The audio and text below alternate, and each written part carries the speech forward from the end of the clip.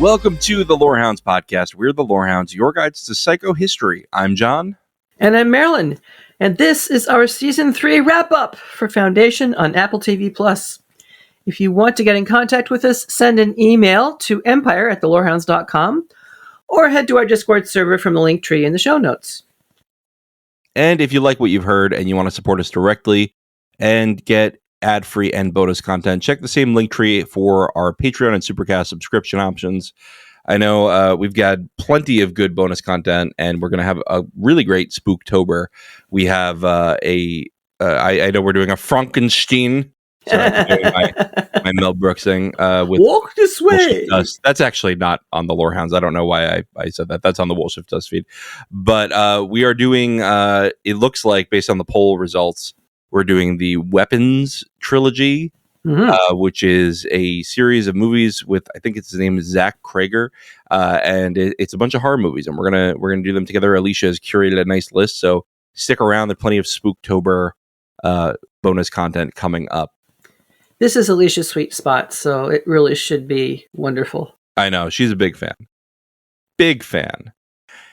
And, always we have Second Breakfast and all that, and you can get a bunch of Alien bonus content if you're watching Alien Earth, which I would recommend you do, because if you like Foundation, I think you'll like Alien Earth, unless you're Marilyn and don't like the violence. Well, but you can still be Marilyn and tune in for the Peter Pan episode. That's right. I haven't gotten a chance to listen to it yet because I binged the season to catch up for the season wrap-up. Yeah. But that's one of the ones I want to go back and listen to, so cool. I'm looking forward to hearing that. I will look forward to hearing your thoughts. Well, speaking of thoughts, we got thoughts. We promised we'd do a season wrap up, and apologies for the delay. Plenty of home stuff happening on both of our ends, mostly my end, I would say, that is causing delays. But we're here to wrap up the Foundation season, and we'll of course be back for season 4 and for plenty of other shows in between. Absolutely. And so, Marilyn, you have helpfully put together all your thoughts, and I kind of used your thoughts to structure the outline. So, these are actually very organized. Well, I did a librarian write these? Yeah. And then I put in all of the, as I promised, I put all the emails that we got within those sections, except if they were mean. If they were mean, I didn't put them in. But most of them were very nice, so I put all those in. And so I want to ask you your overall thoughts on the season, Marilyn. Sure thing. I started the 3rd season with great enthusiasm, and overall I feel that was entirely justified. For the first time, I felt a real comfort with the so-called lightly adapted method of moving a story from the book to the screen. And part of that may just be the simplicity, shall we say, of Asimov's writing style. But whatever it was, to pick the points that they picked and to develop in the ways they developed were just really stunning. The character arcs for each of the 3 Cleons, which I always laughed when my dictation bot said crayons instead of Cleons. Those character arcs are probably some of the best writing I've ever seen. Yeah. And if we have to lose any of them in the next season, other than Darkness, I will be very sad. Though I expect I'm destined to be disappointed in that last bit. I'm sure we're going to see more of Darkness. I will also say the Lee Pace Instagram account, I don't know if Lee Pace himself runs it, but it posted, hey, we'll be back for season 4. So I don't know if he definitely will be, but I think he will. I think he will be back in some form. We don't know what form, but I'm sure he will be back to do some kind of thing in season 4. Well, related to that, I don't know if this qualifies as a spoiler or not, but I have heard people say they have confirmed information that Lee Pace is voicing the mysterious robot that we saw at the very end of the last episode of this season. So maybe that's how he's returning. That would be cool. I would love more Lee Pace in whatever form they can give him to me. I would too, but gosh, I really like him when he's embodied. For all kinds of reasons. Don't we all? The humanizing of Demerzel, which I think was brought about by her eating the so-called poison apple of the Prime Radiant, really transformed her from a martinet who snaps the necks of her Cleons to a confused positron. And her former prime motive, Sir Cleon's, is what leads to her self-destruction in the end. And how can you have a tragic arc for a robot? Well, this is what we've had, and it was just incredible. And I really do like that Harry triggered this, right? Is that this wasn't just something that was inevitably going to happen to Demerzel, and perhaps she could have actually held on a little bit longer with Empire.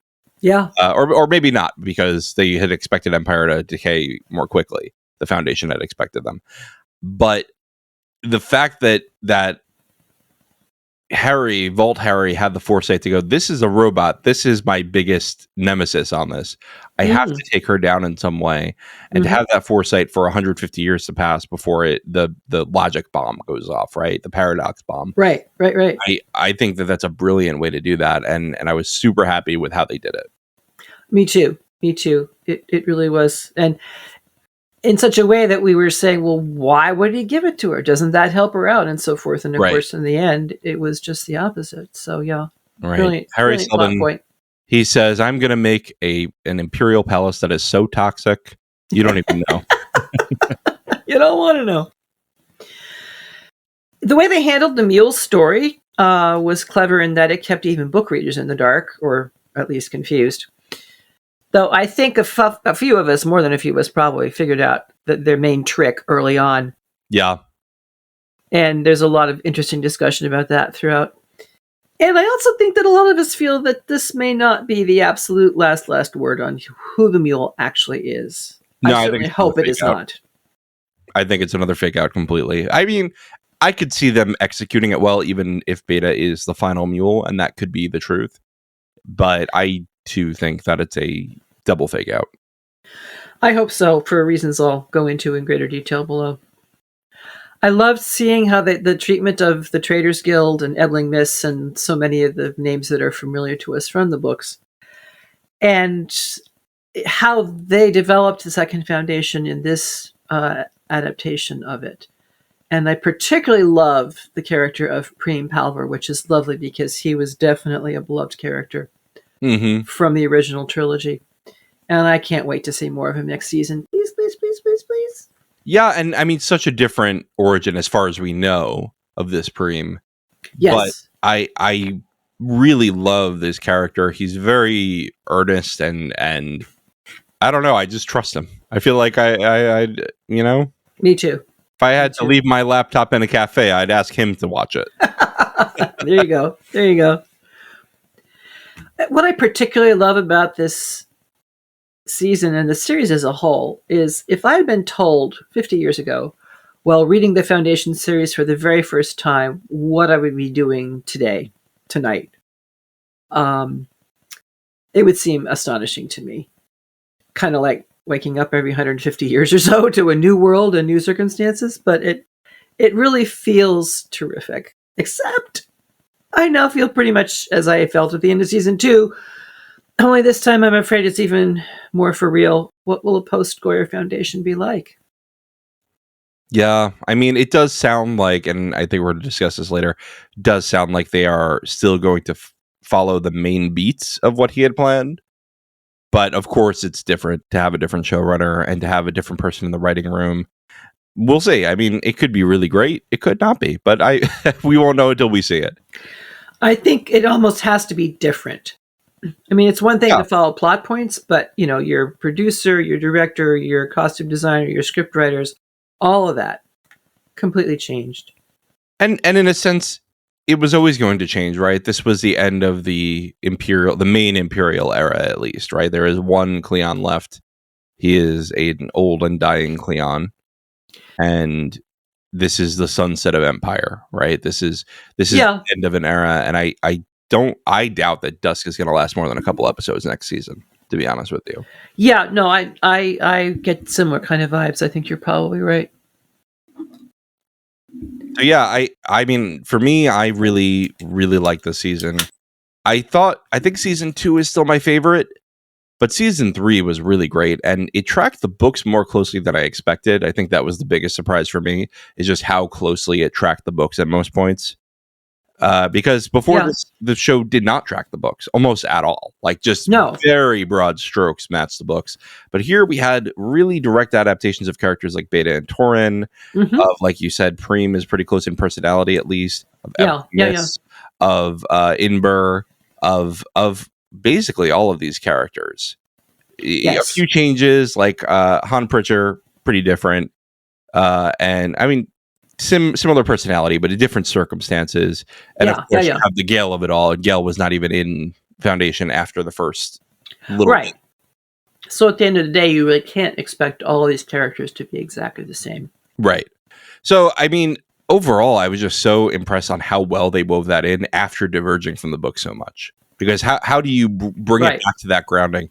And I feel like it was almost that David Goyer said, hey, I have to get through 2 seasons of backstory, and then I'm going to tell you the story that I wanted to tell. Which is, as I have some comments down below much further, he does say in an interview that the Mule novelette, as he called it, was his favorite part of the entire trilogy. It is a great part. I mean, the Mule is such an interesting character, and it really, the whole idea of the Mule turns psychohistory on its head, which is what makes it. And Goyer sets up this whole system. He says, this is how it's going to go. And you feel safe with that. And then all of a sudden it's not safe. And that's brilliant writing. That is brilliant plot. Right. Yeah. And because Asimov himself had written this is more through written than pretty much all of the other series. It made it that much easier to, be interpreted, to lift up and adapted as a whole. Right. Yeah, no, there's a lot more like dialogue and really like a lot less like begots, I would say. You know what I mean? That's what I say to the book. Begots. Right? We have the begot section, and begot is just a bunch of begots. Just a bunch of begots. I also in this finale, I think I said on the finale episode, and again, it's been some time now, but I think I said on the finale episode, I really liked it better on second watch, and I wanted to read an email from Jordan here.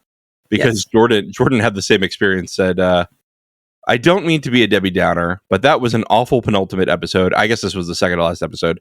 IMHO for what has been a great season. I think what did it in for me was the stupid Gale talkover at the end, which has always annoyed me and just feels cheap. I mean, yay to blowing up bureaucracies and religions at all, but found this episode fell flat. On to your coverage, which will perhaps change my mind. Jordan then goes back, like later that day, writes back and said, haha, John, I spent many years in NYC and have family in Montauk. Totally have heard of Teresa Caputo and the Long Island Psychic. Yeah, I mentioned that on that episode. Right. Fondly remember those commercials and the Sham Wow guy. And as I thought, now appreciate the episode more post Lorehounds. So you heard it here, folks. We're out here improving people's experiences. Merci bien, Jordan. Je suis très heureux. And also with you. And we had another listener response in this section, too. Yeah, would you like to read it? I would, because it's from my friend on the Tolkienian side, Arthur H.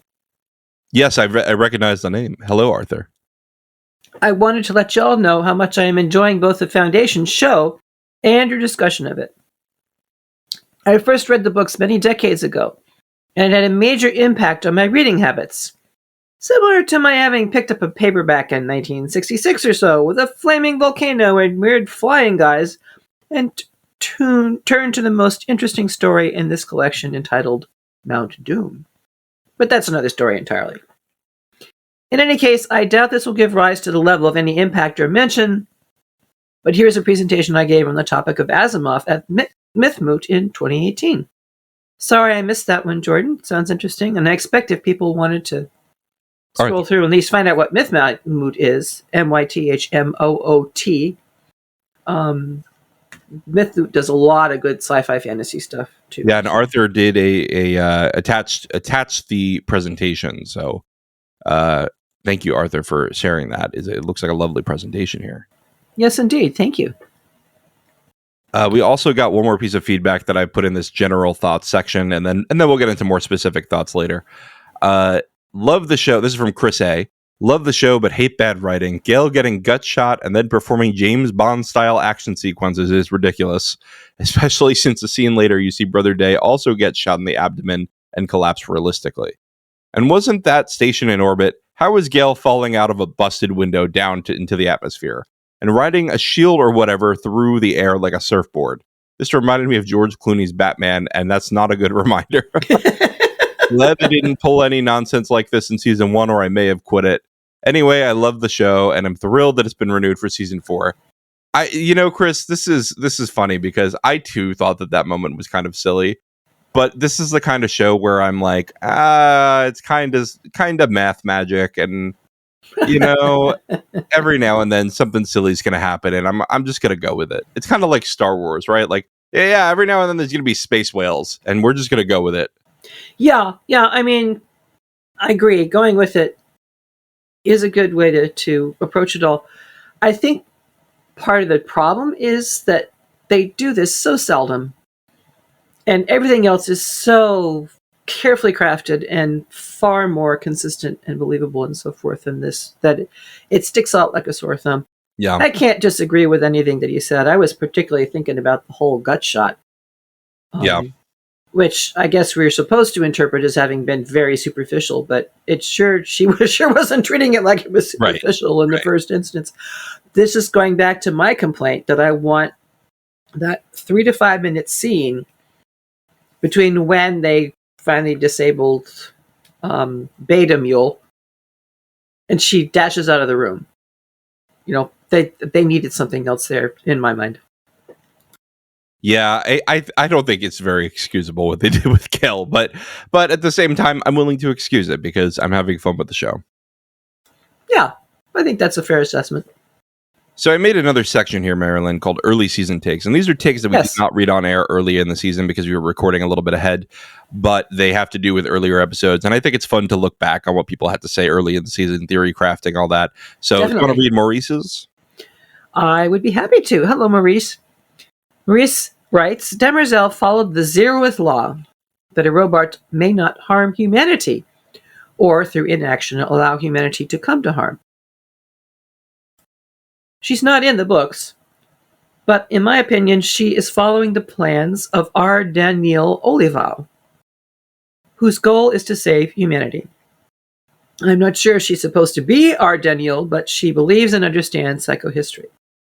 The vision of psychohistory was manipulated by R. Daniel and given to Harry to carry out the plan. Day understands and accepts psychohistory. Dusk doesn't want to die. And Dawn, he gets it, but he too is a part of Daniel's plans and may be being manipulated by the mule. Interesting. Lastly, Dawn's arc is a guess. He may or may not be manipulated, but I do think he believes the math. And I definitely think Dawn believes the math. They've all been believing the math ever since Demerzel revealed it to them. Right. And, that amazing line from the cynical Day before he has his rebirth experience at the pits of Mycogen, when he says, this toy listened to that toy. I forgot about that. Well, Maurice, you were right. Daniel is Demerzel. Demerzel is Daniel. And I think you were right to read the 3 Cleons like that. We only have 2 left, but we'll see what they do next season. I think this Dawn has been through quite a lot, and this Dusk is pretty unhinged. So yes to both. A lot can happen in the early next season. And then we had another email from Jordan. I think Jordan shows up 3 times in this. Because Jordan was good. Jordan was giving us takes throughout the season, but we weren't reading them out loud yet. Bonjour, les Lorehounds. I have to do my bad Quebecois for Jordan. It's a family tradition now. Loving your coverage, Marilyn and John. Covering and loving this season. I truly find each episode better than the last. My initial minor pet peeve was the seemingly random insertion of the Galactic Council, but over the episodes, they have slowly built up the explanation, including in the last episode 4, where Gale was giving off a checklist of Foundation accomplishments and mentioned something to the effect of, we made the Galactic Council strong. So I have dropped my initial annoyance. To step in, David corner a bit here, the cinematography has been excellent this season. Thank you for stepping in for David, because David has abandoned us this season on Foundation. I know. It also feels like they are actively taking a cue from the other Asimov cinema hit, Blade Runner, as the cityscapes and civilian shots really give off a Blade Runner film vibe, and it works super well considering the context. Love the new characters too, especially Beta and Torin, who are clearly much more than their surface personas. Apparently, especially now, you know? Seriously. I was having, yeah? Beta more than Torin. I'm still not really reading Torin as his own individual quite yet. I'll be interested to see if they develop him more next season. Yeah, I mean, I don't know how he could hide much of his personality with the holes in his shirts. I mean, where's he going to put it all, right? Exactly. Does he even have pockets? My God. All right. I was having the hardest time placing the Torin actor and realized he was a random and super creepy, though ridiculously sexy shapeshifter in the Witcher Netflix series. Okay. Well, the third part, for sure. He might have been random and creepy, but yeah, the sexy definitely carried over. The scene with them and the mule was cinematic brilliance. They really made corporeal the feeling of that hypnotic light show instrument that presumably will have a larger meaning in episodes to come. And yeah, that's still on the early takes, but yes, it did have a big role. Yeah, and the visual and auditory realization of that was phenomenal. Right. That was one of the key things from taking actual things from the book and giving them to us in this visual format. Absolutely chef's kiss. Last but not least, I am really enjoying that Demerzel is taking more center stage. Her struggle of self-identity is fascinating to follow and makes her ironically one of the most human of the gang. Okay, je m'excuse, but with respect and not to at you too much, but in episode 4, Day clearly stated that the nanites were always destined for the Markley 2.0 that helped him. He basically confessed that no matter what, in order for him to escape, he was always going to have to kill him and inject the nanites in order to give himself more time to escape. Effectively. Effectivement. Oh, I'm sorry. This was Quebecois. I thought it was a typo. Nope. Effectivement. They were never going to be given to the Clavenger. So this Day is as compassionate as the rest. That is to say, utterly apathetic and thinking only of himself. Again, merci à vous deux. Great coverage as usual, and love whiling away my time with the Lorehounds in my ears. Off to second breakfast. Cheers, S03. Sent from my iPod. Merci, Anybody wanted to know, it was sent from Jordan's iPod. iPod? Wait a minute. Jordan, you have an iPod? All right. I want to hear about this iPod that you have. Themes we're up to. We're out of the early section. Marilyn, you had a bunch of thoughts on themes, and I wanted to give you some space for that before we have a little bit of feedback. Thank you.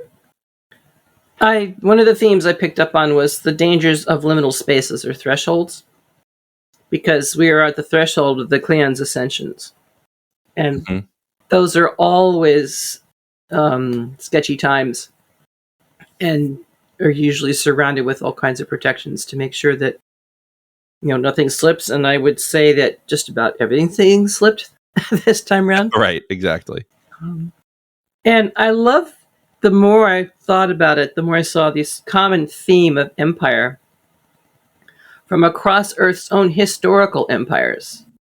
Roman, Egyptian, Greek, Viking, Asian, Middle Eastern, and Christianity and Judaism.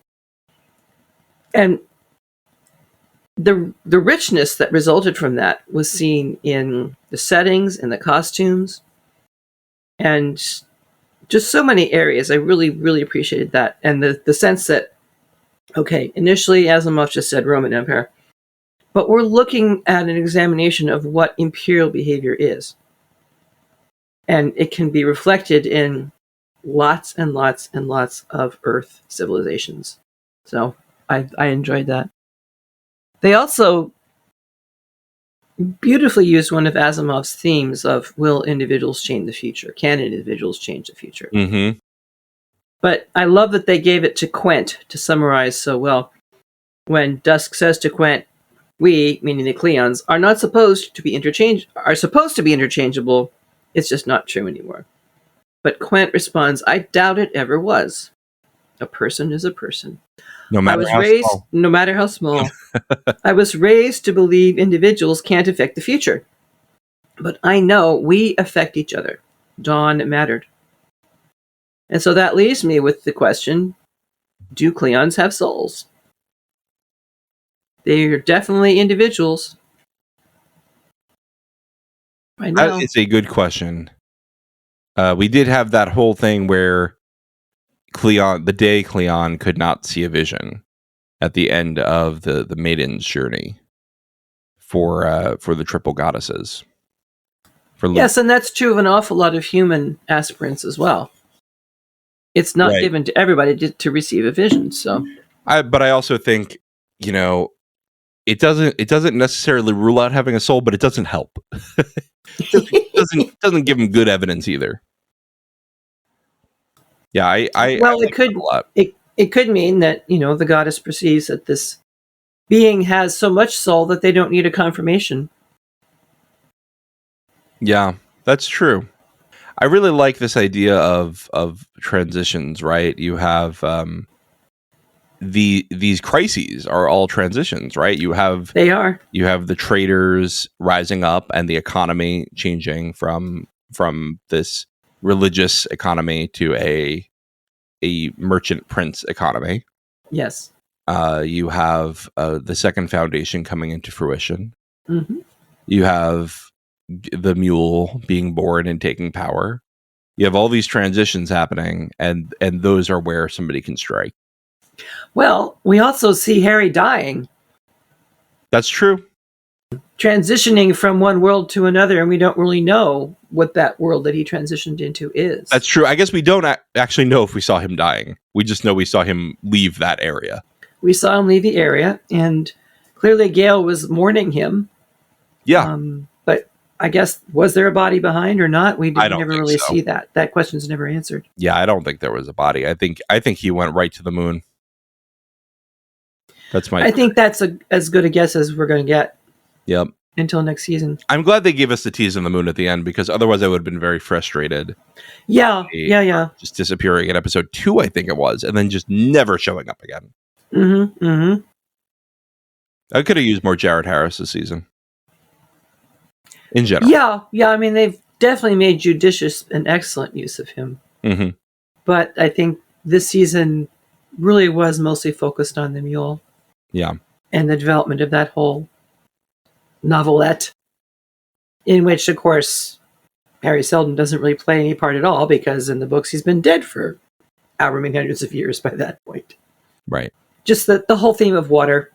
The mule refers to Gale as the girl from the water planet, and how many images and actual scenes of drowning do we get throughout? And going all the way back to the first season, seasons 1, 2, and 3.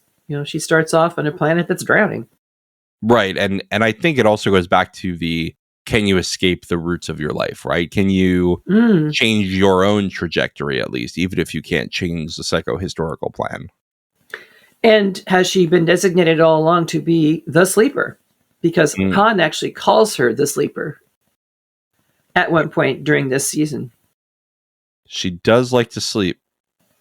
She does sleep quite a long time. She needs to sleep. I don't know if she likes it. She doesn't seem too bothered by it. So Christina J wrote in, and I put this in the theme section. I think this was an interesting dissection of Songbird. Yes. Christina J, do you want to read it? Sure. Hey guys, love listening to your varying opinions. I think Song is only being viewed through the lens of manipulator, or is entirely disgusted to find anything genuine to love about Day. While I certainly understand, as seen through the optics of what precipitated this business arrangement, this concept, coupled with what I think it's fair to say has shown their relationship's emotions through Day's eyes. I would be remiss if I didn't also consider her lack of comprehending on how she could love Day, considering his ancestors' actions, and rejection of the ideas are different. Her declaration, "I could never have loved you," is an instinctively abhorrent response, however. Until her memories are restored, she is missing all context. Yeah. Yeah, I hear what she's saying at this point. It really, we've only seen... Okay, I'll continue reading. As you pointed out, she didn't have her memories erased of her previous life, yet she was content to bring him to her home. She even warned he wouldn't like her family. I don't think it has a romantic conclusion, but it's worth exploring Day's own change from Empire to person. He is who he is, but he imagined he would be better. Rue had her memories restored, this is from the previous season, Right. and still made stick with the older version, proving Empire can be loved. Yeah, I think I actually was pretty, like, I think there's some true love from Songbird. I don't think it was wholly manipulation. I don't think that she lacked a personal connection with Empire. There was something genuine there. Well, I think the manipulation was the loss of memories, which doesn't happen until after she leaves, of course. But well, no, saying but Christina said we're viewing Songbird as through the lens of a manipulator. Right. No, that's true. That's true. And sure, I think that maybe getting to Empire may have been a manipulative thing, not just from her, but from her family, from her society. Probably more so from those forces. And she perhaps was we don't know how much she was forced into it, how much agency she had. Yeah, that's the problem, isn't it? But I do think that once she was with Day, there was a genuine connection. And she's forgotten about that by the time that we get back to him. But even after forgetting him, she still finds the need to save him, right? There's still a connection there. He charms her again, even though she doesn't remember him. I think the turning point is when he tells her that you saw a robot. Yeah, she does soften after that. Yes, he didn't have to tell her that, but he did.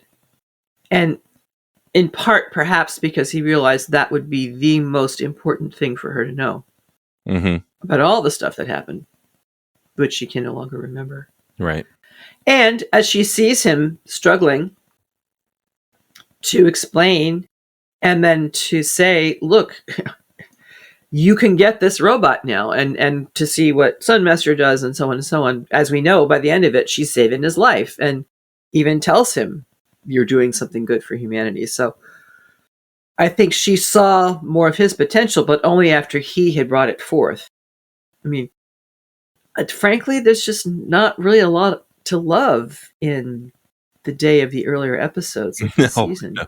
A lot of mushrooms, but, you know. Yeah, and I don't think she would have been as strongly affected by it, all the mushrooms, as he would. No. Brother Dude really knew how to lay back. I mean, I just think her first reaction to seeing Empire in her living room was terror. Yeah. And then anger. Because, as she says to Ocean Glass, it wasn't supposed to be this way. We're not supposed to have an Empire in our living room. You know, what's going on here? Why is this happening? So clearly they haven't read the Constitution. You can't force people to quarter soldiers here. Or empires. Yeah. Well, I think this is a fair take, Christina. I do think there's more to Song than we gave her credit for, perhaps. Yes. Right in with this. And it would have been nice if we could have seen that as well. I think we did, though. I think we did by the way she saved him and the way she... Definitely. No, the character arc was great. Yeah. But the whole question of seeing her through the eyes of the manipulator, I think that's a good issue to raise. Yeah. All right, well, let's take a break, and when we get back, we'll get into some detailed reflections.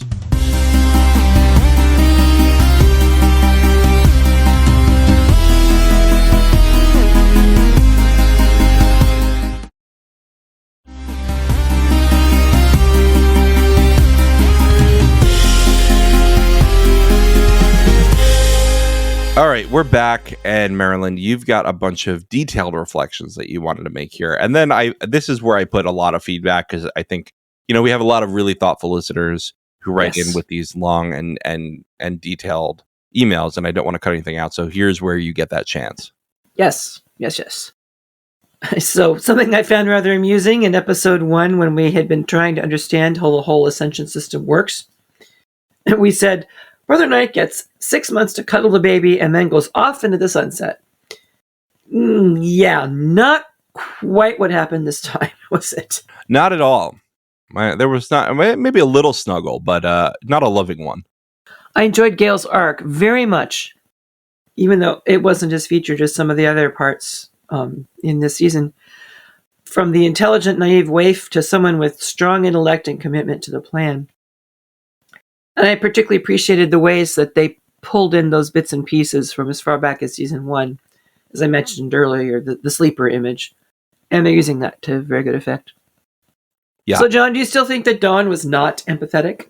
Did I say he wasn't empathetic? You sure did. You argued me. You even brought up an instance of me being pro what's his name in the oh yeah, Star Wars series of the young Jude Law. Jude Law. No, I think he is empathetic. I think he Thank you. a little naive, but he is empathetic. And I see you asking here why his legs don't heal. Yeah. I don't know, because he supposedly still has nanites, right? Now, no. Rizal did say they went offline, but I thought that just meant she couldn't track him. Well, my theory is, he said this himself. His nanites stopped working because the suit turned them off in order to preserve as much energy as possible to support, the basic bottom line life systems, which included being able to, chew on his legs, as it were, in order to help him survive. So that was my understanding of the explanation for why his nanites stopped working. Okay. I truly do think that Demerzel thought that Dawn was dead because the nanites had stopped working. And this spacesuit wrinkle just never occurred to her. Yeah, I buy it. Okay. For laying that out. And you also deserve kudos, internet points, and glory because you called Darkness's destruction of all the embryonic Cleons in episode 4. Wow, I'm good. You are good, John. You deserve credit. And so I think that episode 3, which was Dawn in the library and then Dawn in the cafe and learning about Second Foundation and Gale, that's my favorite episode this series. And then episode 5 is a close second.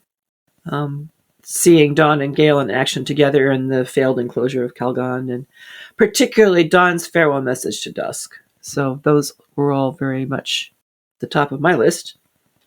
Yeah, those are good scenes. I have such a hard time separating the episodes into what happened in each one. Oh, believe me, I had to go back and review after I'd said it was the best one. Well, I said it right after I watched it, and then I went on to the rest, and I said, wait, why episode 5? I didn't do that. I enjoyed following Torin and Beta the most. I think that was the most complicated pair.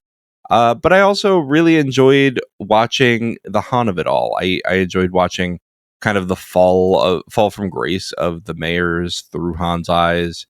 I think the weakest part of the season was what a lot of people called from the beginning of this mule.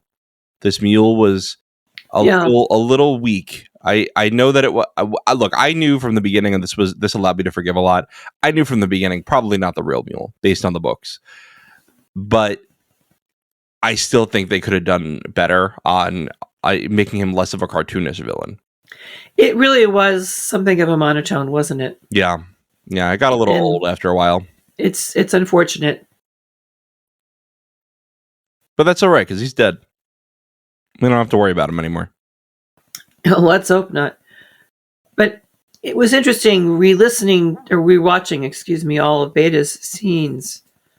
Became very painful to me after the supposed reveal that she was in fact the mule, because why would she marry Torin in the first place? Why did she tell the Viking mule to back off Dawn when he was torturing him?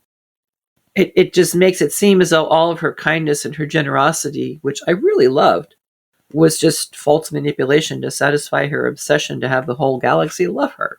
Right. I just don't buy this. I do not buy that Beta is the mule. I think this is another puppet. Well, I'm glad we are united on that point, John, because I'd be really unhappy if they continued with that. Right. And I had speculated as early as episode 7 that Dusk was going to go full nihilistic. And I thought that that's what he'd done in episode 9 when he blew up 3 planets and however many billions of people. And I just didn't imagine the bloodbath that happened in the final episode. This was the Götterdämmerung moment. But darkness survived it, which isn't supposed to happen. Götterdämmerung means twilight of the gods. But this empire survived. But I don't think he's going to survive much past episodes 1, 2, or 3 of the next season. I was confused as to where the murder of the baby Cleon was happening, and I think now that he put the baby Cleon in the exact place where he himself would have stood right before he got dusted. I think you're probably right. I was thinking, do they just have laser stations at every place? In case a servant's really pissing you off, you just go, follow me. Follow me to the laser room. I don't know. I think you're right, though. I think it's more poetic that way. I think somebody mentioned that was where it happened. But don't ask me who or when. Okay, you've got another Jourdain to read. I sure do. Salut, Lorehounds. Should go without saying, but loving and very appreciative of your Foundation coverage. Really hope the show gets a season 4. Thanks, Jordan. And I hope that we get a season 4. Well, I know we get a season 4. It's been renewed now. Straight into Theory Corner, but I'm starting to think that the mule is a sleight of hand and not the one actually running the show, or that it's a 2-person act. Yep. Bravo, Jourdain! I am not an expert in human psyche, but I would have assumed the parents would have chosen the older child over the baby, so I wonder if the baby was giving off some kind of psychic energy that made the parent lean towards choosing it. Then, when confronted with the killing of the brother, the baby maybe channeled through the brother at that moment. I tried looking to see who was always there with the mule. The only obvious person is Magnifico, which would be a really messed up twist. I'm not sure how much of a range his powers would have though, and I could be overlooking someone else obvious. But it also explains why Beta is alive and not drowned, or the like, because Magnifico clearly has an affinity for her. Yeah, my theory from the very beginning was that the baby was going to turn into what we see as Magnifico, who is the actual mule. Right. Partly because, if babies get insufficient nutrients in the very early phases of their lives, it tends to have an impact on... Yeah, I thought the baby was going to be Magnifico. Yeah. So, Jordan continues, John, you're cracking me up with the Sunlord voice commentary as I feel exactly the same. Yeah. Didn't look like his voice. I remembered the actor Blake Ritson from the short-lived show Krypton, where he plays a similar role, in fact, and then via Alicia, I saw him again in The Gilded Age, a great podcast on this great pod called The Lorehounds, by the way. And he has that same discombobulating voice. He's an amazing theater actor, but man, the voice can throw you off a bit. Agreed. Sure can. In Question Corner, so the emperor that we were looking for was the Queen City namesake, Cincinnatus. And yes. I think someone else wrote in last week, so I didn't add that one because there were like 3 people, I think, who wrote in for Cincinnatus. So thank you, everybody. All right. I gotta get ready for my Québécois. Mon fanamente. Je m'excuse, Marilyn. So I'm going back to American now. Marilyn. But I have an amicable and irrational bone to pick. I categorically refuse to believe you've never heard Bohemian Rhapsody at some point in some context. Je refuse. And if by some miracle you have not, encore, je refuse, I hope that has been rectified. Well, Jourdain, rest assured, I am absolutely telling you the truth to say that at that point in my life, I had never heard it. I have now subsequently watched a YouTube of it in the middle of a village square, and so now I have heard it. But I don't know if I will ever recognize it again if I hear it again. Yeah, Alicia sent you a live performance of it. That was a cover performance. I need you, Marilyn, to go after this, watch the entire music video of the original song by Queen, because it's just a vibe. You just have to get the original vibe, not filtered through anybody's cover or whatever. You got to get the original vibe. Well, then send me the link, John. All right, I will. I'll do my best to listen. Un grand merci à vous deux for such depth, thorough, and just plain fun coverage. The Lorehound cornucopia never ceases to amaze me. Thank you. And thank you, Jordan. It's always fun to get an email from you.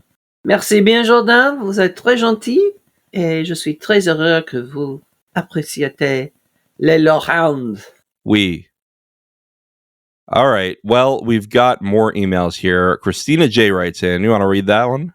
Sure thing. I need a break after all that Quebecois. I mean, rest your voice for a bit there. Once the French get hold of me, I can't control myself. Yeah. Christina J writes, Too Little Don, like WTF, y'all cut my boy's screen time just as he was reaching peak performance? Don't play my sexy Cleon the Worthy this way. He better get some robotic legs to become this galaxy's FDR, incite an insurrection, anything other than being Beta's pawn next season. I tend to agree with you on that one. I thought they may be, minor spoiler, setting him up to play a somewhat Channis role in it all, but methinks not. Do you know what a Channis role would be? I don't know. Maybe that's from a different book. That is my impression, yes. Sorry, Christina, if you want to write in and educate us, that would be great. It's in the Second Foundation. Oh, okay. Yeah. Okay, Channis was the guy sent by the mule to find the Second Foundation. Oh. Books. Okay. The guy who rides with you know who. I don't want to say who. Yes, no, I'm remembering now. Okay. She continues, episode 5 remains my favorite this season. What is your favorite episode and moment? Well, we covered that above, so now you know. I wish we got an indication of how the galaxy is feeling after the black hole bomb just killed 5 trillion people. Yeah, that is kind of an oversight that we haven't heard anything about this yet, but I suspect, as I'll say below in my section on predictions, that will be something of the composition for season 4. I think there's going to be some... There's no chance there's not a consequence for this, right? I mean, that Cleon... I don't think so. ...is going down so quick. Indeed. Christina continues, there was an overabundance of stock footage from previous seasons, particularly in every Gale scene, or every scene Gale was in. I'm not an amnesiac. Jeez. Shorten the time and keep the dead minutes. Oh boy, Christina, I've been watching a lot of One Piece anime lately, and you would hate, I don't know if you're an anime fan, but you would hate the amount of flashbacks in anime, because they will, I swear, the first 5 minutes of every episode is theme song and flashbacks. So why don't I take the next few bits, since this is a very long email, and then I'll pass it back to you.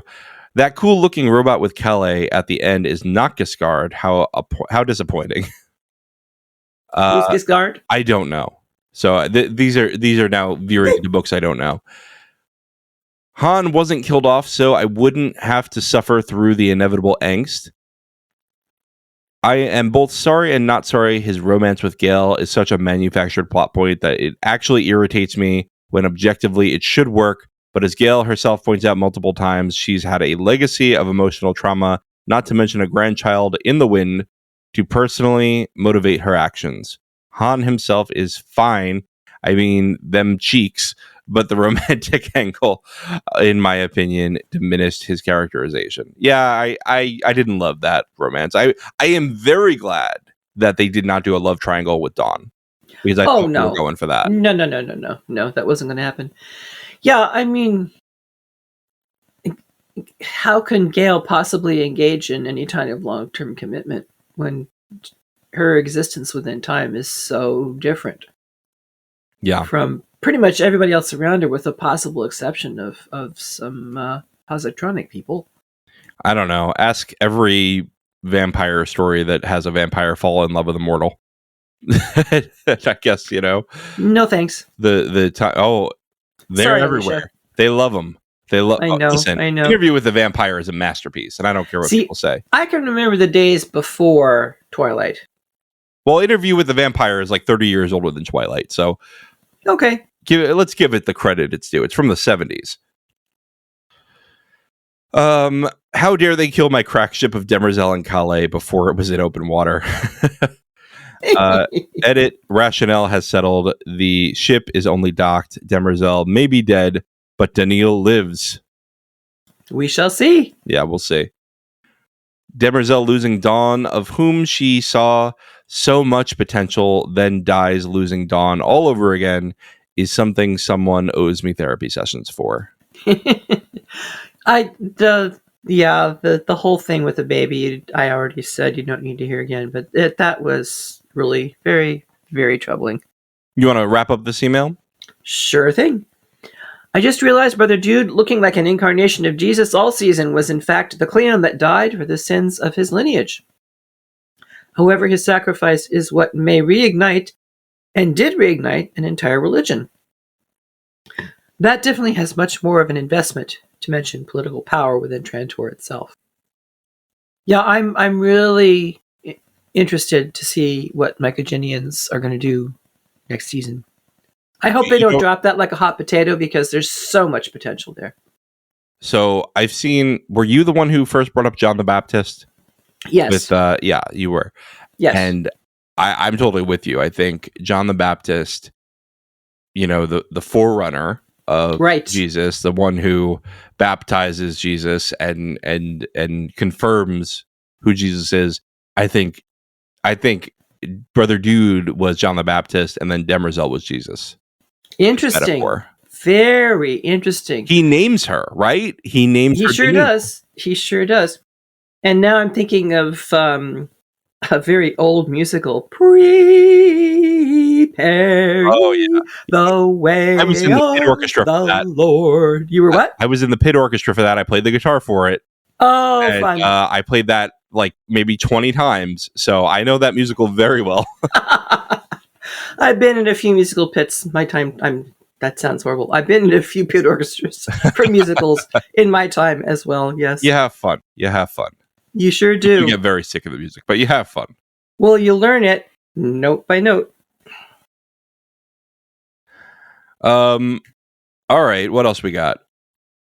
Going to toot my horn a bit, because episode 5 and 6, I definitely put Dusk being the one that ends the bloodline on my bingo card. Yeah, he was hungry. He sure was. There's all kinds of metaphors of being hungry and being eaten, and yep. Yeah, that was another one of those overarching themes I didn't actually put my finger on. Christina continues, overall, I understand the criticisms and disappointment, but for me, the finale mostly delivered in what was a satisfying journey that Dusk didn't quite ascend, but remains consequential. Laura Byrne, Goddess. Lee Pace, Charismatic Devil, and Terrence Mann, Satan himself, said, I demand consideration for your nominations. Please and thank you. Oh, this is going to be so forgotten by the time of Emmy season, though, because it's May to May, so you're not going to get the nominations until like June. Yeah, it's a tough calendar, isn't it? Yeah. And she ends, enjoyed listening to your discussions all season. Thank you very much, Christina. I'm so glad that you enjoyed them, and thank you for telling us that. And she has a PS. Completely biased opinion, but the F-bomb is one of the most versatile and beautiful inventions of the English language that would and should transcend generations, centuries into the future. Thus, it is also at home in sci-fi. Yeah, that's fair. I accept that. I understand the argument. It just hits me differently, but that's fine. Rocky Zim, Lore Master. What would you like to? Wouldn't you read that one? Yeah, Rocky Zim, Lore Master, which I'll keep reminding people because we missed him for like a month after his sign up. Sorry, Rocky. Hello there. I really enjoyed the season and I love the show. I watched each episode twice and probably need a few more watches to catch everything that happened. I liked how arcs that were started earlier on were paid off this season. The Demerzel arc and how Demerzel was working with Harry on psychohistory, the Galactic Empire and how it was destroyed. Dusk went full Dark Lord in this season. I love Terrence Mann's performance with that. Yeah. Brother Day was great, and I enjoyed his change in his feelings towards Demerzel. Also, how Day and Dusk switched positions where Dusk was trying to serve the Empire while Day didn't care, and then by the end, Day was trying to serve Empire/humanity, and Dusk just wanted to kill everyone and didn't care. Yep. Good, nicely observed. Yeah, that's good. For Dawn, I have a few ideas of what happened. Beta could have messed with his mind to make him think his legs were damaged and kept him trapped up in the medbay for another purpose. Dawn and Gale may be working together to fool Beta. Demerzel may have deactivated the nanites to keep Dawn off the radar to preserve Empire.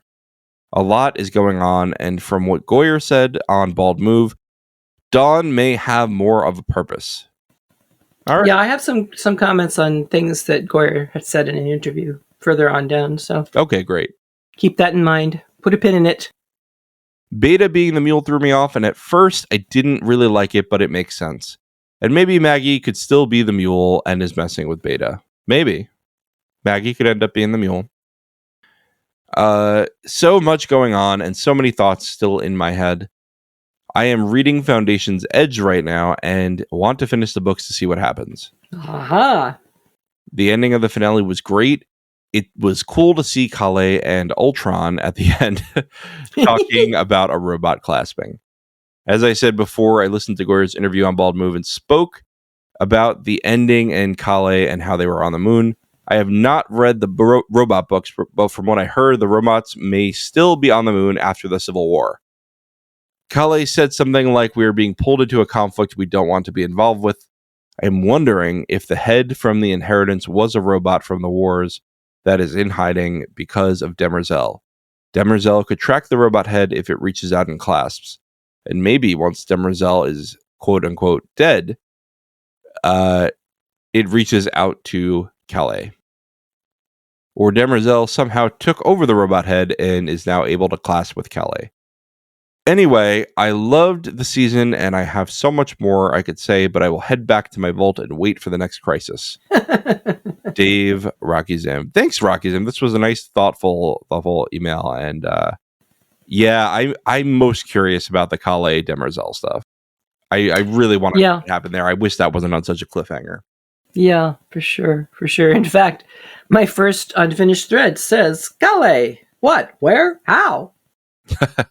Well, go on. Are she and Asterion the ones referred to when she says that there were some who wanted Harry to have skin in the game, as opposed to electrons? Is Flesh Harry truly gone? Are there still two Harrys in the galaxy? Did the portal he walked through lead to the moon? I begin to think that the we is the small network of a handful of surviving robots scattered across the galaxy, but still able to clasp and so to share information. I am thinking that Demerzel was one of these robots until Cleon the First blocked her with that darn chip, overriding her conforming to the 4 laws and replacing it with the one and only law. Yeah, I don't think that she was a spy, honestly. I think she was like she said, I think she's telling the truth. She was a general. She was captured and she was put into a vault, into a prison, and restricted from everything. Yeah, no, I do too. And that was her role with the network of robots that were still surviving. Yeah. Okay, I see what you're saying. Mm-hmm. And why did we have Skirlet, you want to know? Yeah, I didn't know. I think it was just horror of having a kid be willing to kill herself, and I think so too. I think it was just a horror thing, honestly. I do too. I think it was how good it was. I think she was intended to boost Viking Mule's whole act persona. Yeah, the monster factor, right? I just the monster factor. Yeah. Good way to have. Still wondering what will happen to Don, as I expect we all are. He was left in the hospital with his bleeding legs, and I'm sorry, the Foundation has much better medical treatment than that. Why was he never treated? I mean, that really the mule could have just been withholding it, right? He could have been like, I guess. Well, better off to have him unable to move. Yeah, I guess. How did that work out for you, Mule? Viking Mule? I really want to know how the cloning process works and how does the succession from one form of empire to the next occur. You know, I wanted to see the actual ascension, and they never show it to us. No. So Dawn's ascension happens, but off stage, and Day says, "Oh no, I missed your ascension." So it's happened. We saw plenty of times what happens with dusk who turns into darkness and then goes bye-bye. And that whole transition from day to dusk too. I don't know. I think because it will feel underwhelming no matter what they do at this point, right? It's so hyped up. Well, that's a good thought. Yeah. Sometimes things off screen. It's like how in Jaws the horror comes from not seeing Jaws, right? Very Hitchcockian. Yeah. And maybe it was just one of those eat your cereal things, and they never will explain it to us because they're moving away from Empire now anyway. Get your Wheaties out. What is next for Mechagen? There's so much potential there. It's just like this amazing soup full of nutrients waiting to be cooked up for something really wonderful. Well, they were very organized and secretive. I think they will now go up to the main level and start demanding answers about Demerzel. I would like that very much. I think an overthrow of the religious hierarchical rule and a spreading of the good news that there is still a robot on their very own planet might not be out of line. And if so, what will they do when they find the puddle of golden goo that used to be Demerzel? I don't think they're going to be very happy about that. Will they institute a strike and refuse to supply all of Trantor with any more food? And Dusk is going to go, well, I still have some lamb left, so I'll subsist on and brains. Yeah, brains. Yep, I'll subsist on the brains. Yeah. And I also began to wonder, are all Mycogenians in the inheritance? Those who are the majority. It's got to be, right? To keep it secret. I guess. But those who are seem to be dedicated to holding on to a dream of the future. But the philosophy of the candy seller in the market was quite different. Very much about not clinging. When you deliberately create a type of candy which no two candies will ever taste the same. So that even the most perfect one is a flavor you will only taste once. It seems to me that impermanence is a strong value of that culture. And just given it was such a rich realization that they've created in the society, and I really hope they will continue to work that. I just think she probably tried out for the interpretive dancers and didn't. She didn't get in. She didn't have the stuff for it. Well, I guess could be. I also wonder. I would be kind of upset. Well, not really upset, but I would pause and go, if we never see an uprising of the Luminists. Yeah, it's a good question, right? Because but the central body has been taken out, right?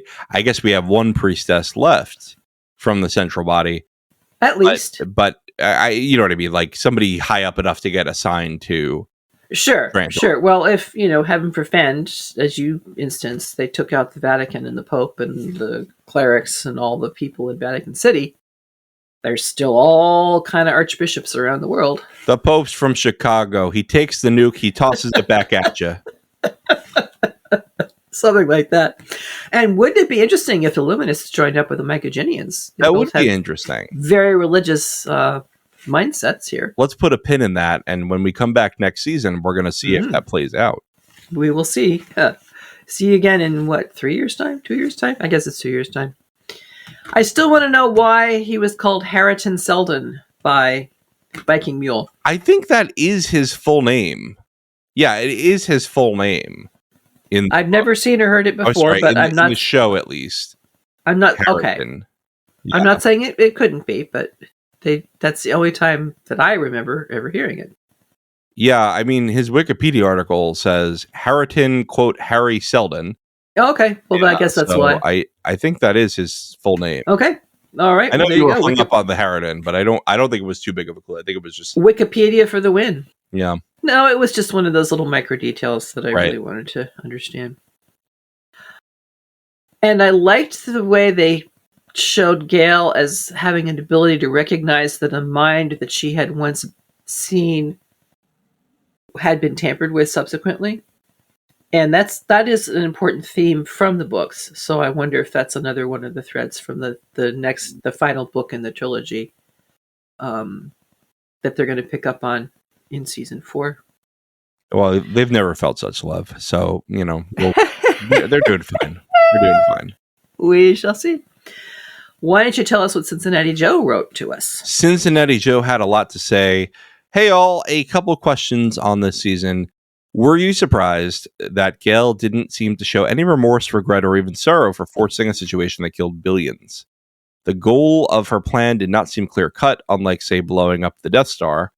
Yet, even when it turns out to not have mattered for stopping the mule, she seems unfazed by all the death. I think that's Gail's conflict ongoing. I think that's why she can't commit to Han. I think that's why she keeps a distance. Because she's using people like chess pieces, right? She has to enact Harry Seldon, in effect, as we have experienced him.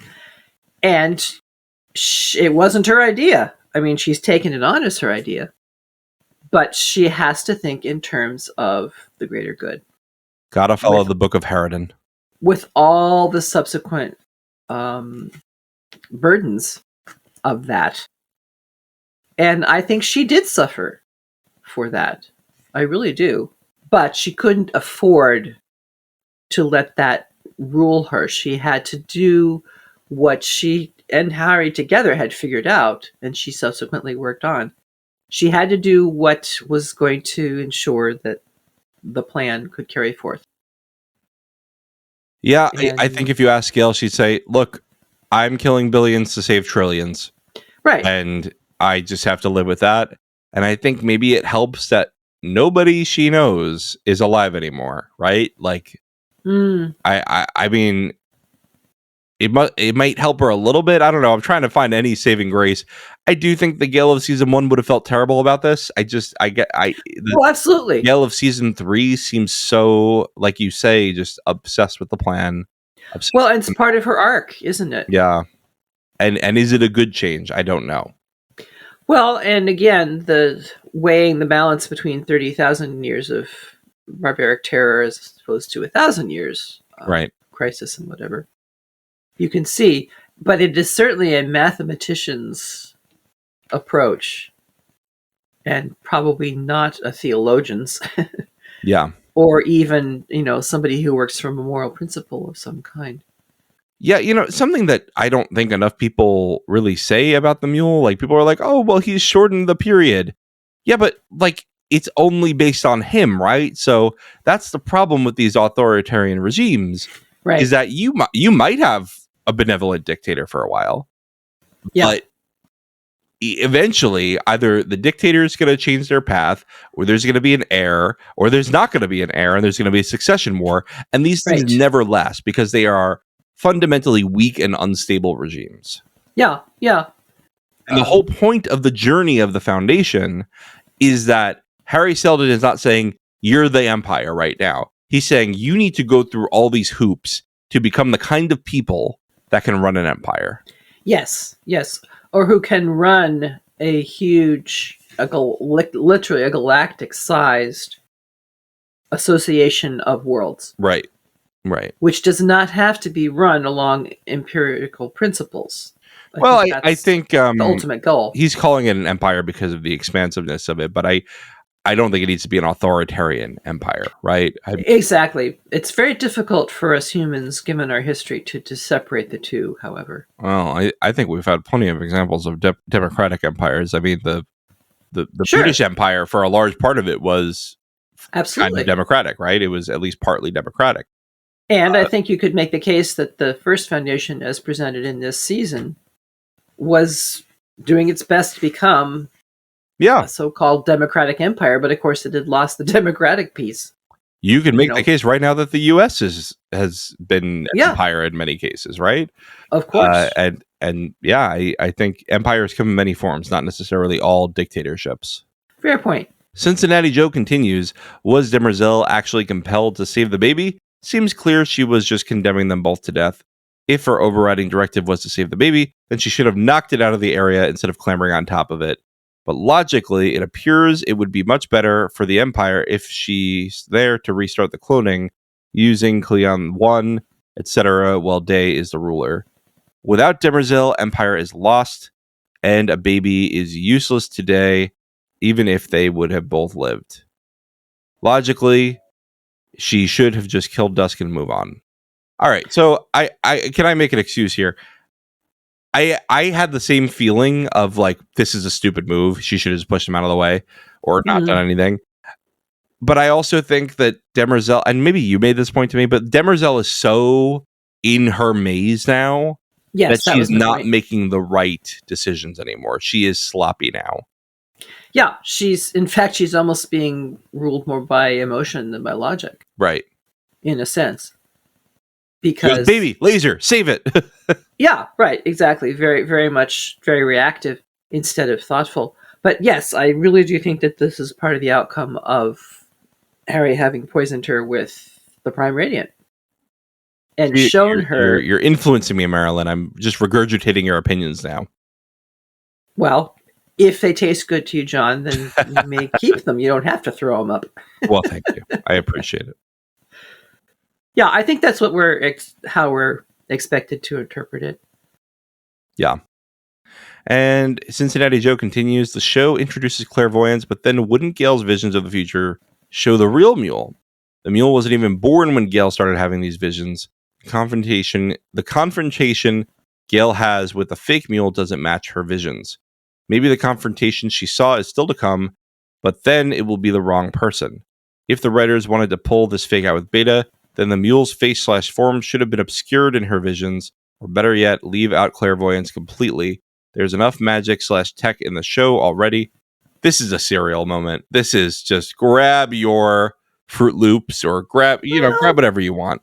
I can make a little more Go on. background to all this, because from when she's describing her experience back from season 1, when she's traveling with the spacers, but she doesn't fall asleep, and she describes how she could see history as a point and then a line, and then it spreads out into a plane which she could then wrap around herself and affect. Now, every change produces another change. Not necessarily an equal opposite reaction, but as she has changed things, she's doing so as part of her ability to mold time, if you will, to alter the future. They don't put it in quite such stark terms, but I think that's one way you could interpret it. Right. So, and the other major point from, I think this was from season 1, or maybe it was 2. Anyway, I think it's 1, when Salvor Howden is killed. 2. Yeah, that's season 2. It was 2. Okay, fine. She says, now this is my, which I don't think she says this is my gift to you, but maybe she does. Now you know that the future can be changed. Right. Because Salvor was supposed to die later. Right. And so, yes, Gale can see her future. She can wrap it around herself. It's her future. It doesn't necessarily include all futures of everybody else, because futures are malleable. Right. So, again, to observe a thing is not to change it necessarily. Except in quantum physics, and that it is to change it. And then it is, right. And this may be more quantum physics than anything. Sorry, I was thinking actually of a different kind of analogy there. So yeah, to observe a thing is to change it. So that is another possible basis for why the Mule could keep changing. Although she does say in this series that every time she tries to see past that point, she just gets bumped right back into it, and it's always the same face. So maybe the future doesn't want her to see. Maybe the future is still clouded and uncertain, and even she, with her ability to see forth into the future, can't completely get it all entirely correct. And interesting, when Demerzel rides along Gale when she sees her future, after all that tentacular nonsense, she tells Gale that she's still not convinced, that it could just be a hallucination. But she later tells somebody else, I lied. I actually do believe that this is the future that Gale sees.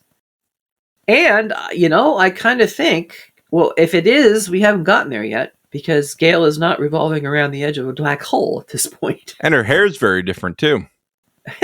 Yeah, well, whatever. So I suppose you could call it clairvoyance, but I'm not sure that word has the same feeling for me in what I see in this. So I think it's almost she's approaching. It's I almost want to compare it to Dune, right? the Paul Atreides being able to see a future, but also come at it from the other direction with Mentat. Sorry, yeah, Mentat. Okay, because Mentat. we're going between Foundation and Dune. I have to get the words right. Right. He has the Mentat trading, so he can come at it from the forward direction, but he can also come at it backwards with his missions. And I feel like this is almost the same thing. And you'll recall that even in Dune, Paul is able to avoid certain futures. Right. Not all of them, but he's at least able to avoid to avoid some of them. Mm-hmm, mm-hmm. Or we could draw upon yet another property and say, yeah, it's timey-wimey. Yeah, I think we might have to do that at some point. A final complaint from Joe, Cincinnati Joe. We never got an explanation for why Dawn's nanite stopped working, why Demerzel just assumed Dawn was dead, and why she didn't even try to recover the body of a Cleon, which the Raiders then easily did. Which we addressed earlier on in this episode, so I think we're set. Is it intra to go backwards? I think it is. Okay. All right. I'll take your word for it. All right. You're the librarian. You should know that. Not necessarily. See the index, which was what the librarian would say. I don't like this fun factoid that you have here. You do or do not? I do not like it. I'm sorry. I don't like that word. You don't like the word gynoid? Gynoid. Sounds like we're going for an appointment. Yeah, well, it's the whole, and gyne are the male-female equivalents, and so everybody was talking about androids when the whole concept of robots was first coming around, and so Asimov used it himself in the iRobot and Android and all the rest of it, exclusively male-masculine. But in '79, after the second wave of feminism was up and truly rolling, he coined the term gynoid. And when you look up in Wikipedia in some places, there is reference to Demerzel as a gynoid, and I thought, what in the world is that? So that's why I came up with it. That is interesting. I'm just messing around with you. I know. I know your ways, John. Yep. I'm mischievous. Well, Marilyn, let's take another break before we head into one of your favorite sections.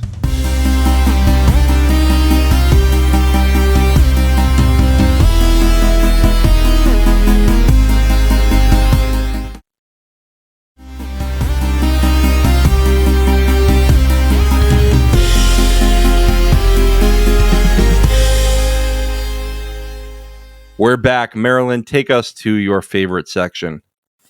Well, I don't know if it's my favorite section, but it's a fun section. I call it the Goyer Corner. So you've made me a liar. This is sorry. This is your warning, listeners. This is your spoiler warning. Whoop, whoop, whoop, whoop. Well, spoilers for what? Are we doing all the books? Are we doing... I think so. Future. Okay. The interview with Baldmu was wide-ranging, and Goyer talked a lot about his intentions for upcoming material. So if you don't want to hear this, goodbye. Thanks for joining us. We'll hear you again in 2 years. And check out the rest of the network too. Everything's absolutely in the show notes. Check out all our shows on the Lorehounds. Check out all of the affiliates. And I'll do a more fulsome outro at the end. But everything we talk about from here is going to include book spoilers. Yes. So, according to David Goyer, Cloud Dominion is not entirely destroyed. It consists of lots of little planetlets, which I believe I mentioned in an earlier episode. But Goyer said having the Dawn Descendant back in Season 4 is probably too soon, so Season 5 is more likely. That's pretty big. Yeah, seriously. He was talking pretty free here. Yeah. And I don't think he was talking smack. All of Goyer's production designers, writers, directors, and showrunners are leaving with him. I've already mentioned this. He left behind a 2-page document for all 8 seasons. But that's all. He had been doing 5-page documents for each upcoming season in the past, but this is the thing that really has me concerned. But, we'll just have to wait and see. He also confirmed that Dawn will survive into the next season. So there we are, folks. There it is. I have not lost him. I had no doubts. I didn't see how they could possibly get rid of him. So was it Christina, who we read earlier, who said that she was going to go on some kind of path if Dawn didn't survive? Well, I don't think Christina has to go on a rampage just yet. A rampage, thank you. No, the rampage can be postponed. He said that the name of Kali's companion on the moon is Asterion. And it is confirmed that this role will be voiced, or was voiced, by none other than Lee Pace. So as again mentioned above, perhaps that is the way in which Lee Pace will be returning in season 4. I hope we see him in his full form as well. Goyer confirmed that it is the Cleon ship, which prevents Demerzel from clasping. And he also said that season 3 tracks the books more than any other prior seasons. Yeah, I mentioned this, sorry, already, because the Mule novelette is a more cohesive narrative. Regarding the Mule, Goyer said that when he was in high school reading the books, he very much enjoyed the Mule section and was not surprised that Maggie was the Mule at his very first reading. Thus, he felt he needed to build up the Warlord character and put him on the screen. On the whole, I agree with that choice. I think it again, visual medium, it made a lot more sense. Book readers would know, and non-book readers could suspect. And Goyer thought it would be more surprising to swerve to Beta. Those were his exact words, so I may find a crumb or two of hope for those of us who believe that we have not seen the real Mule even now. And he was particularly interested in doing this because she's a woman. And she knew, as a woman, that she needed a cliché warrior to draw the heat away from her. Yet, he still agrees, Goyer does, that we're not done with the Mule. So, fingers crossed. And then they asked if Kali's lunar companion were actually Harry. Goyer paused for a very long beat, and then replied, I can't say. So, that leaves lots of room for speculation. He did say that in his outline, almost all of season 6 would occur on the Earth and the moon because the robots went there for safety. There would be 2 robot factions, anti-human and pro-human. He pointed out that the existence of Earth has been redacted from all galaxy records, that Earth is radioactive, but there are still humans living there in what Goyer calls a medieval state. Now, can I just put an aside in here as a medievalist? Stop using that as a negative adjective. Medieval period produced some of the finest art, some of the finest theology, some of the finest music. There were an awful lot of really good systems going, and there were also some really dreadful ones. The bubonic plague kind of messed it all up, but let's just drop that as a negative, people, because if you think so, then you really don't know enough about the period. So thank you for coming to my TED Talk.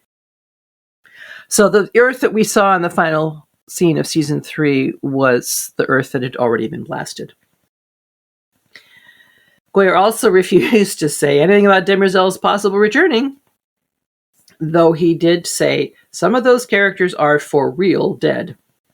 So now we can start running the books on which of them are the actual real dead ones or not, if you want. Right.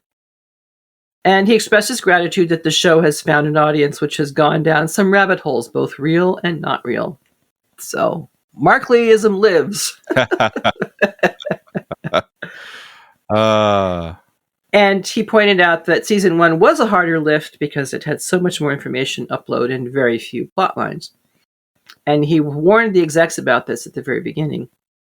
When he was given the green light for season 2, he also received more creative control and some easier characters to adopt from the storyline. So that helped. And by that time, he also knew his actors. And that also helped him in the writing. And then he said season 3 had a very adaptable focus with a still greater understanding of characters on the part of the actors themselves. And so it allowed for more payoff of seasons 1 and 2 and was more satisfactory. And we brought that up already, how season 3 was often reaching all the way back to season 1 and bringing things forward. So yeah, and I thought they did it really masterfully. They really wove in the book, the book. I want to say the book heavy plots with the more, I don't want to say fan fiction, but the more show created plot lines. They really wove those together well, and I give Goyer all credit for leading that effort. It really is top of the tree right now and leads the way for any other series. And it's interesting. I'm really wondering how I'm going to feel about watching Rings of Power after Yeah, new season of Rings of Power after this complete tour de force and just wonderful, wonderful example of the possible ways of doing this. Granted, the Tolkien universe has a much larger and much more, shall we say, precise following sure.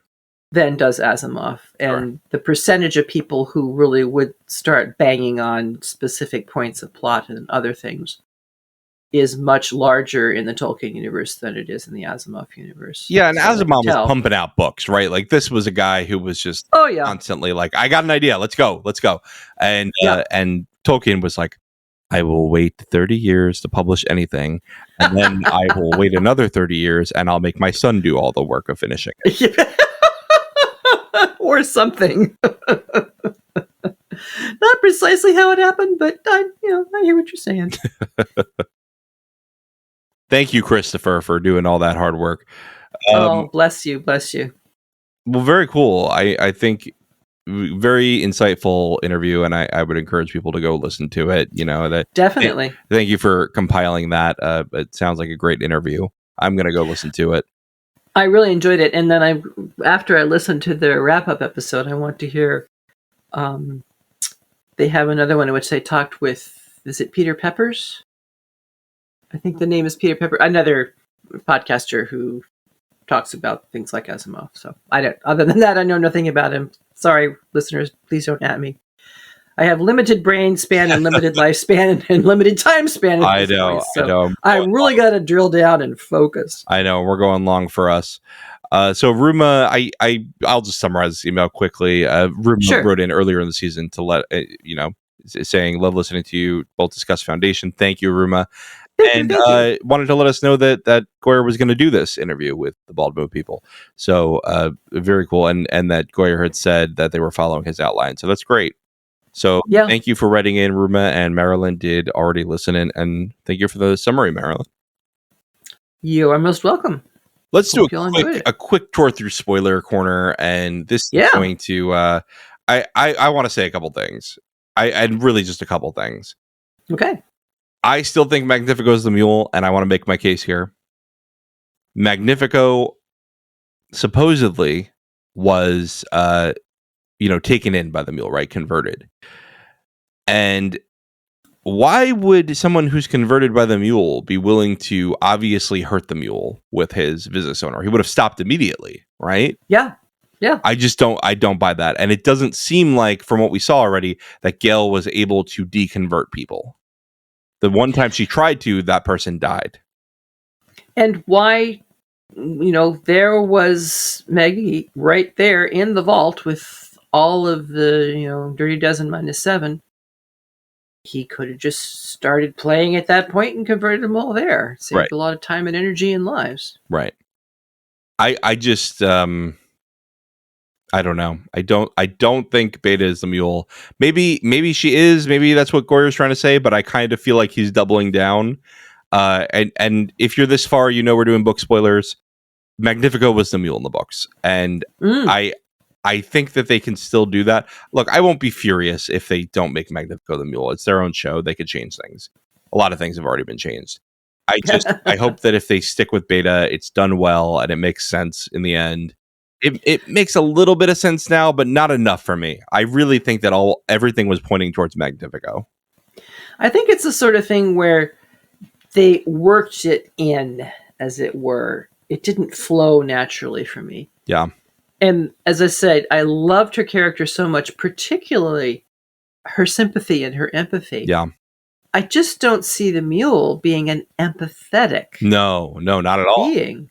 No, on the contrary. The mule is incredibly selfish. Yeah. And incredibly self-centered. It's not Beta. It does not track with that character so far. Unless this character is an incredible actor. And I'm not talking about the actor, but about the character. The character. Incredible actor. Right. I agree. And I just don't believe that would have happened with no slips all season. I think the way they love giving us tells for other things, I think if they really wanted to double down on Beta as the mule, they should have given us some tells. Yeah, just like a few little slips of the empathy mask, right? Of the empathy mask, exactly. Whereas it just is its full force and display all the while that Beta is in sickbay with Dawn. Yeah. So, well, I've said my spoilery piece. I didn't want to say much, but do you have any spoilery things you want to bring up that we haven't talked about already? I don't think so, John. Yeah, I think we've mostly covered it in the Goyer section. It's mostly all about the mule at this point. Yeah.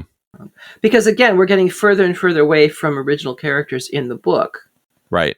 So there's more and more latitude for them to carry on with their own devices, and I guess just there's less material in the book to be more closely attached to. I mean, in the final book of the first trilogy, we have another character who I did like very much, which is the granddaughter of Beta and Torin. Right. Arcady is her name. That's post-mule, though. I think that is post-mule. If I were to guess, I would say that this season is going to... this next season is going to cover just the first half of the next book, along with all of the stuff that they've set up with Empire, which is not at all in the books at all. So right. They're going to cover the mule search for the Second Foundation, and I think that's going to lead him to Trantor, just like it does in the books. It's going to cover whatever's happening with the robots, and it's going to cover whatever's happening with Empire. I think those three things are enough to fill up a season. Oh Lord, yes. So and now I'm wondering if even going further down the line, post mule destruction, however they manage it, we at some point would get the destruction of Trantor itself as a city world. The restoration think so. I think so. I wonder if they're going to go that route at all. It'd be interesting to see if that's what they do. Right. All right, well, Christina J. wrote in one more time. This is our last piece of feedback. You want to start it? Sure thing. Hello. Enjoying your coverage. You two balance each other's perspectives well. Thank you, Christine. I really appreciate that feedback because I think that's important in any podcast. Yes, thank you. And I'm glad to know that we hit that balance. She continues, I have a Calais question that I'm going to couch delicately, as though you've read more Miranda. It has more of an overarching result, if it's true, where the show could be heading. I'm not sure what she means by Maybe Miranda. It was Asimov, but it auto-corrected. That's what I think. Oh, Lordy. That's a really interesting autocorrection. Let's assume it's Asimov. That's the only thing that makes sense Christina, to me. if it's not. Yeah. So she goes on, if you didn't read Prelude to Foundation, which I certainly have, I think you have too? I did not. John? Oh, well, do you want to plug your ears or do you care? That's fine. Okay. If you didn't read Prelude to Foundation, just burn this email. No, not on my iPad. Thank you. But is it possible they could be utilizing Calais the way Cheddar Hummin played their role in Harry's plot? And if so, how would you feel about that concerning the demoiselle of it all? To stop there, I think they've already showed that to us. In a sense, because of Harry sharing the Prime Radiant with our demoiselle, the Sirius demoiselle. Right. And I'm saying right like I know, but I don't know. I didn't read this. Cheddar Hummin was the advisor to Harry, who was the advisor to Empire. Okay. I just don't think we're going to have that much more Empire. No, I don't in think so season 4. Maybe they'll do some flashbacks, but I doubt it. And as far as the demoiselle of it all goes, I think they're moving in the direction of Ardenil. Yeah. If they still retain her, and gosh, I hope they do. I think they will. I do not think the work is done. I really hope she doesn't go away. Also in episode 9 of season 2, did you catch when Demerzel said, I am a woman as that is what I am seen as now? Or something to that effect that I'm paraphrasing. I think she's referring to, I think it was a scene between her and Day, whether the young Day or the old Day, I don't know. Saying that because I am in a female form physically, I am a woman. Right. Which is an interesting sidetrack to take concerning, the what is the origin of gender and a female, feminine, and is it the body, is it the person, right? And so and when so Asimov imagined these characters, I mean, they were still he couldn't stretch past people smoking cigarettes on spaceships yet. You know what I mean? No, like he's like everybody's going to be smoking on spaceships. No, this really is, I think, more refined thinking about gender than Asimov ever reached. No shade on him. It's just the tenor of the times evolved, and we hadn't even gotten to we hadn't gotten to intersectionality yet. Look, let's just put it that way. I just want to say shade on him for some gender stuff. I don't want to whitewash his but not this one. But he did have quite a lot of sexism going on and harassment of women. So Asimov's certainly no hero. There's some tiresome stuff in the sequels. I just mean in his real life too. He was absolutely in his real life. No, in his real life. But again, it keeps showing up even in the things that he wrote in the 70s and the 80s. And I'm working through the 2 sequel volumes now, and every so often I just go, "Oh, stop being Asimov. Let's go on with the story here." I mean, it's always amazing to me how far we've gotten in the last 20 years, even. Yeah. Because I'm currently reading a manga that is 20 years old, and man, is there some stuff that I'm going, you wrote this? You wrote this gender stuff in here? Mm-hmm. Oh, bad guys.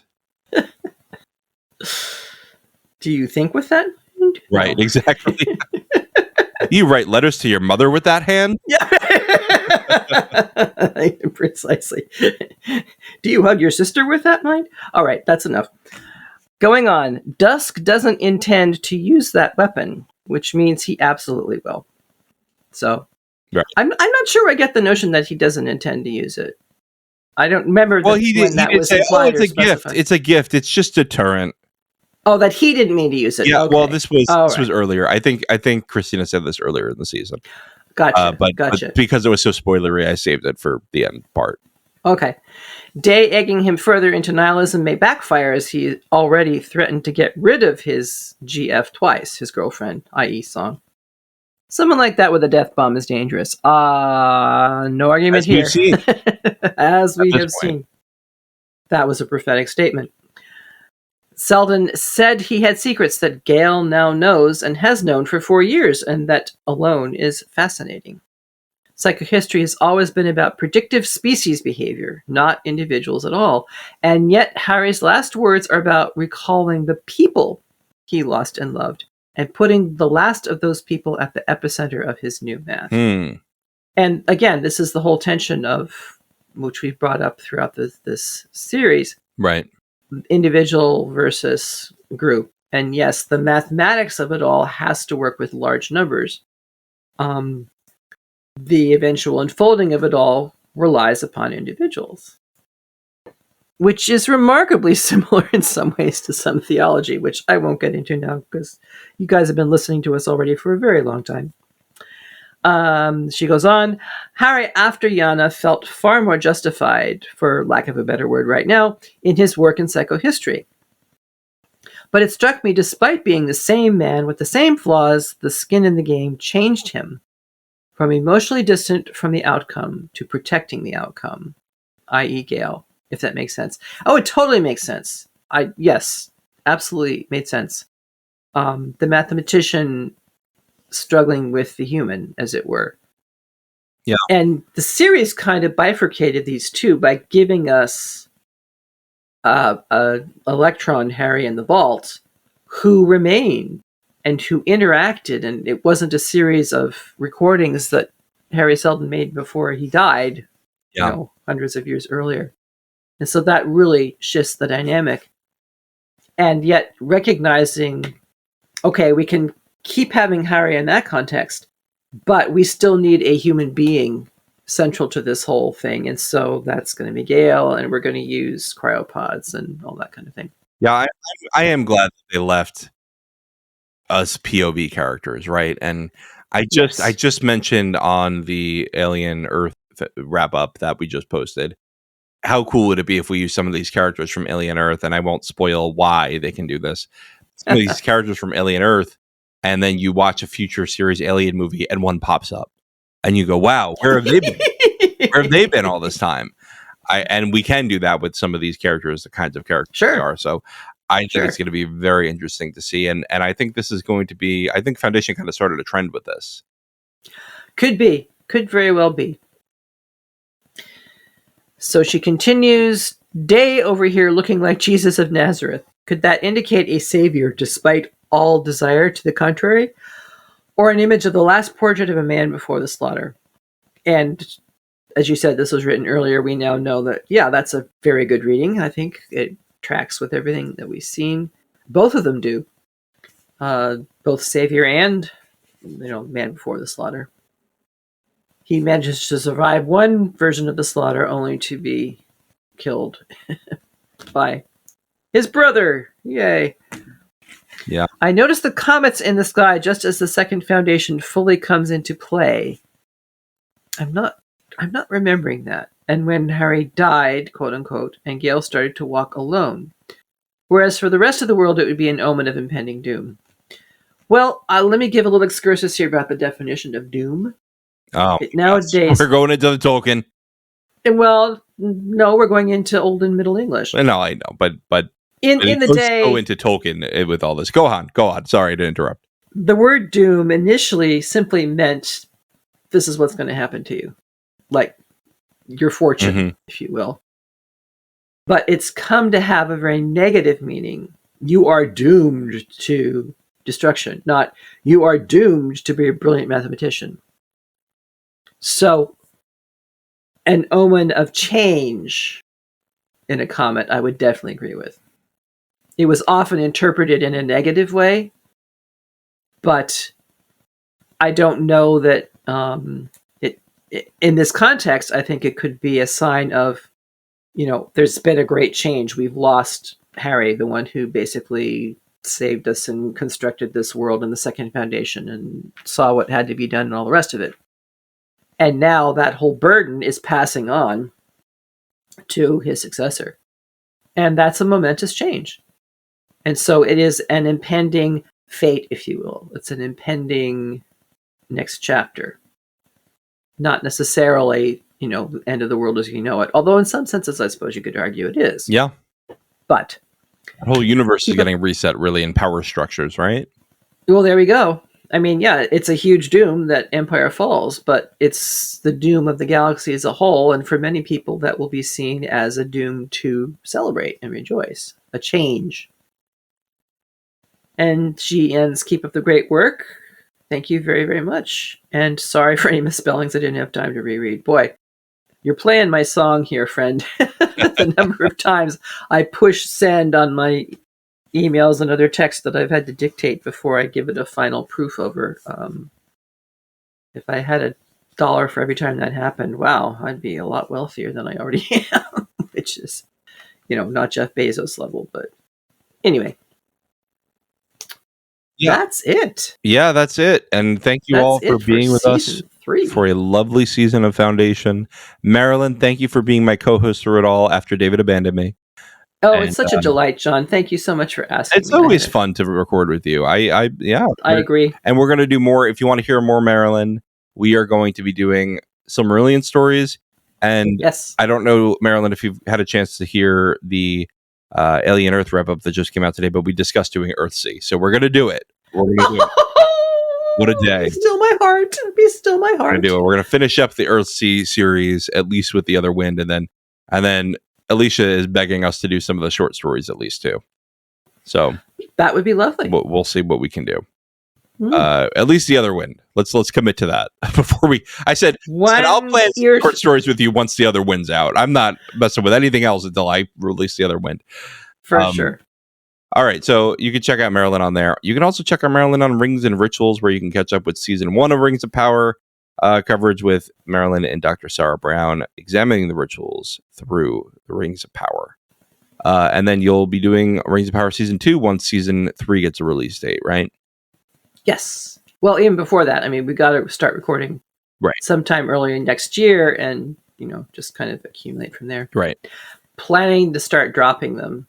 Right. In time to work right up to, and tomorrow night is episode 1. Very good. Of the new season. All right, so we've got more affiliates going on. We've got Nevermind the Music, just hit their 1-year anniversary. They finished their first season, and you can check out on this feed an interview that David did with them. Really lovely interview. I was listening to it earlier. About their podcasting journey, what they learned from season 1, what they plan to do in season 2, and really great conversation. Check out their feed. All of these are in the show notes in the link tree. Radioactive Rambling, I just saw they posted something earlier today, but I didn't see what it was yet.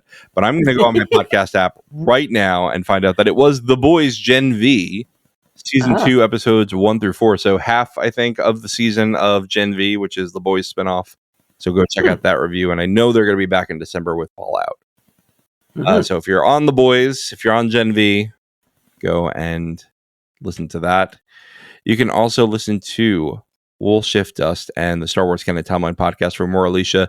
Like I mentioned earlier, I'm going to be on that feed, on the Wool Shift Dust feed, talking about Frankenstein. Yeah. With Alicia and Jean. We're bringing back the Nosferatu crew to talk about another monster.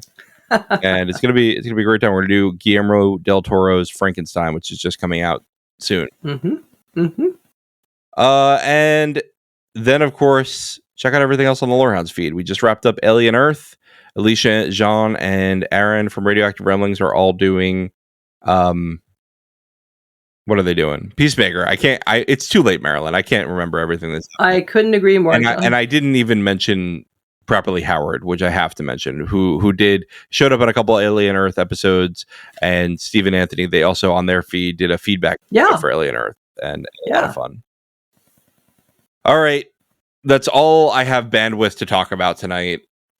Very quickly, let's just do our thank yous, which are our Discord server boosters: Aaron K, Tiller the Thriller, Duve71, Athena A, Lestu, Nancy M, Ghost of Partition, Radioactive Richard, I can't talk anymore, Marilyn, Adrian, and our lore masters: Samartian, Michael G, Michelle E, Brian P, SC, Peter OH, Adam S, Nancy M, Duve71, Brian 8063, Frederick H, Sarah L, Gareth C, Matthew M, Sarah M, Andra B, Kwang Yu, Deadeye Jedi Bob, Nathan T, Sub-Zero, Aaron K, Dally V, Mothership 61, Gnarls, Kathy W, Lestu, Jeffrey B, Elisa U, Neil F, Ben B, Scott F, Stephen N, Julia F, Kali S, Il Mariel, /Tim, Paul K, Bobby C, Rocky Zim, Jessica H, Red Zippy, the TCS, and Mick C.